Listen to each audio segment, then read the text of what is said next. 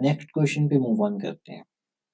तो अगले क्वेश्चन में हमारे पास क्या दिया हुआ है कि एफ एक होलोमॉर्फिक फंक्शन है। किसी डिस्क के अंदर, किसी सर्कुलर डिस्क के अंदर ये एक होलोमॉर्फिक फंक्शन है, ठीक है, given by a convergent Laurent series. तो जो ये होलोमॉर्फिक फंक्शन है, हम इसे एक लॉरेंट सीरीज की फॉर्म में लिख रहे हैं, ए एन जेड की पावर एन, और एन माइनस इंफिनिटी से इंफिनिटी के बीच में है, ठीक है। लिख सकते हैं हम किसी भी फंक्शन को टेलर सीरीज और लॉरेंट सीरीज की फॉर्म में लिख सकते हैं। तो लॉरेंट सीरीज दे रखी है, साथ में एक एक्स्ट्रा कंडीशन दे रखी है। कंडीशन क्या दी हुई है कि limit z approaching to 0 mod f of z equal to infinity. इस कंडीशन को कंक्लूड करो आप अच्छे से, एक बार सोचना पड़ेगा इस कंडीशन को लेके। अगर हम एग्जांपल लेके चले 1 अपॉन z माइनस 1 मॉड और लिमिट z अप्रोचिंग टू 0, नहीं z माइनस 1 नहीं, हमें सिर्फ z 1 अपॉन z ही लेना पड़ेगा। तो इसका मतलब ये इंफिनिटी हो गया, ठीक है। अगर हम मतलब ऐसा लेके चलें 1 अपॉन जेड स्क्वेयर लेके चलें, तब भी ये चीज पॉसिबल है।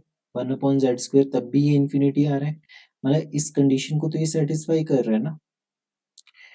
तो अब ऑप्शन देखो, ऑप्शन आपके पास ये कह रहा है कि a माइनस 1 जो होगा वो नॉन जीरो होगा, और उसके अलावा सारे के सारे जीरो होंगे। पर ये एग्जाम्पल तो कट कर रहे हैं इस चीज को, इसमें तो a माइनस 1 जीरो है और a माइनस 2 नॉन जीरो है। इस एग्जाम्पल में अपने पास देखो, जब हम ये करेंगे कि a माइनस 2 जेड की पावर माइनस 2, तो मतलब a minus 2 1 upon Z square, तो इसकी कोफिशिएंट क्या आ रहा है अपने पास, 1 आ रहा है।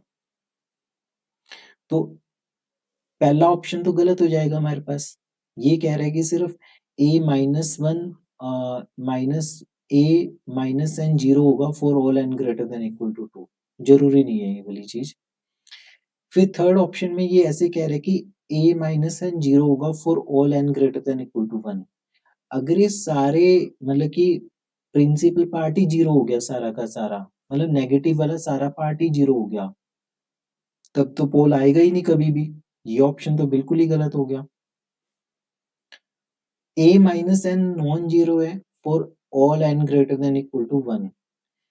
अगर इसने बोला कि इनफाइनाइट, मतलब a minus n non zero है for all n greater than equal to 1, तो इसका मतलब तो ये अपने पास असेंशियल सिंगुलैरिटी की तरफ बात कर रहे हैं। किसकी तरफ बात कर रहे हैं, असेंशियल सिंगुलैरिटी की तरफ बात कर रहे हैं। पर ये भी गलत हो जाएगा, क्योंकि ये तो पोल की बात कर रहे हैं ना, जीरो पे एक पोल है हमारे पास, पर पोल का ऑर्डर 1 भी हो सकता है, 2 भी हो सकता है, n भी हो सकता है, कुछ भी ऑर्डर हो सकता है उसका। तो सबसे बेस्ट ऑप्शन कौन सा है कि a minus n non zero है for some n greater than equal to 1, और एक फिक्स n के बाद वो जीरो बन जाएगा। a माइनस एन क्या बन जाएगा, एक फिक्स n के बाद जीरो बन जाएगा। तो अगर हम एनालिसिस एक बार रीड करें ऑप्शन नंबर 1 की, तो ऑप्शन नंबर 1 में क्या बोला जा रहा है, अगर अपने पास a माइनस 1 नॉन जीरो है और a माइनस एन जीरो के बराबर है, तो इसका मतलब there is only one negative index, मतलब कि सिंगल पोल है हमारे पास, सिंगल पोल है हमारे पास, सिंपल पोल, सिंपल पोल है। पर गिवन कंडीशन में ये दिया हुआ है कि फंक्शन इन्फिनिटी को अप्रोच कर रहा है, इसका मतलब तो ये है कि मल्टीपल नेगेटिव कोफिशिएंट्स भी तो लीड करेंगे, मतलब कि हमारे पास सिंपल पोल से ज्यादा कॉम्प्लिकेटेड पोल की स्ट्रक्चर भी तो हो सकती है। तो इसीलिए हमने फर्स्ट ऑप्शन कट किया था, फर्स्ट ऑप्शन कट किया था। सेकंड क्वेश्चन तो ठीक है, हमारा सेकंड क्वेश्चन ठीक था, कंसिस्टेंट था ये तो हमारे कंडीशन के साथ।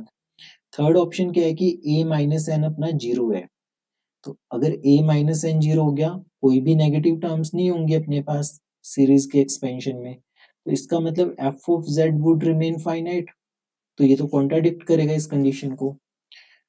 तो ये क्वेश्चन कुछ भी नहीं था, ये question easy to moderate level ही है, मतलब इजी उनके लिए जिनकी थ्योरेटिकल पार्ट बहुत ज्यादा स्ट्रांग है, मॉडरेट मैं उनके लिए कहूंगा जिनको स्टेटमेंट्स को पढ़ने में, उनको समझने में टाइम लगते हैं।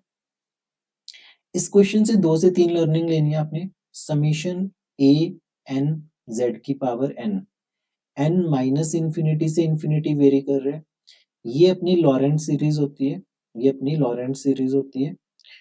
अब इसमें एक चीज ध्यान में रखना, अगर तो समीशन n इक्वल टू 0 से इंफिनिटी चल रहा है a n, तो इसमें कोई भी सिंगुलैरिटी नहीं होगी, कोई भी सिंगुलैरिटी नहीं होगी, नो सिंगुलैरिटी, ठीक है।